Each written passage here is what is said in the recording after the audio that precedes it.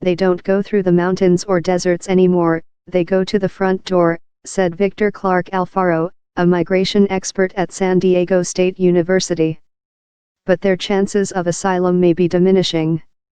On June 11, U.S. Attorney General Jeff Sessions overturned a grant of asylum to a Salvadoran domestic abuse victim, potentially excluding immigrants seeking refuge from sexual, gang, and other forms of violence in their homelands. Those threats were the basis of a credible fear argument that could prevent them from being returned. That risk has yet to deter migrants.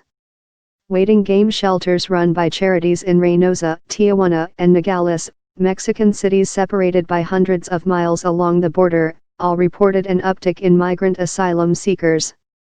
Marla Conrad, a coordinator at the Kino Border Initiative in Nogales, said that so far this month, she had seen about an extra 100 people lining up for asylum compared with May.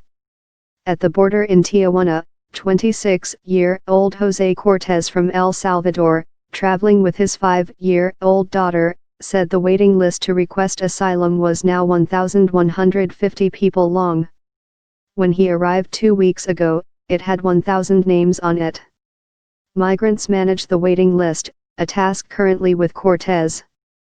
When his turn comes to cross into the United States for an asylum interview, he will pass the list to another migrant.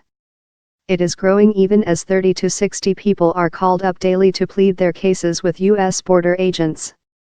Mexican Jacqueline Moreno, 43, said that as recently as December, her daughter managed to cross and successfully request asylum on the same day. Now, fleeing violence in her home state of Michoacan with her son, 13, Moreno said she had been waiting 3 weeks. Many more people. Some migrants followed tips from their hometowns about how to seek asylum. Others paid thousands of dollars to people smugglers, or coyotes, who assured them a case could be made. Many stay near the border in Spartan shelters, with rows of brightly colored tents, or in dingy hotels often charging prices they struggle to pay. Patricia Flores and her 7-year-old son are among thousands of Central Americans waiting at the border. After witnessing a gangland killing in their neighborhood, Flores decided to pay $4,000 to a human smuggler who told her she could just get to the border and ask for asylum. Flores has been desperately trying to get a meeting at the border but said she had been turned away by Mexican officials. Her son described how he saw his neighbor shot in the head back in El Salvador. "My mom said it's our secret, but if I tell anyone, I am going to go to heaven. I don't want to," he said, adding he was not afraid.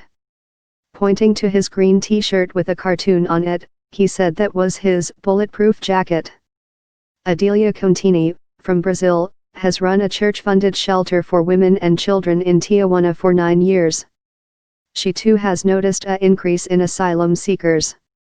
Since 2013, we started seeing more people asking for asylum, but not as much as now, she said. Since January, there are many more people, more than last year. Waiting to kill us. Returning home did not bear thinking about, Mejia said, explaining that she and her family had been threatened because they witnessed a massacre in Honduras a few years ago. "We can't go back there. They're waiting to kill us," the 31-year-old said, adding that 2 other witnesses had already been murdered. "We have to get in." Analco said she had no money to pay for her stay, having expected to be able to get right into the United States.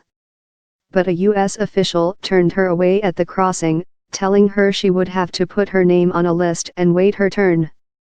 "I can't wait out there," she recalled telling the official, weeping on the plaza next to the border. "I'm in danger."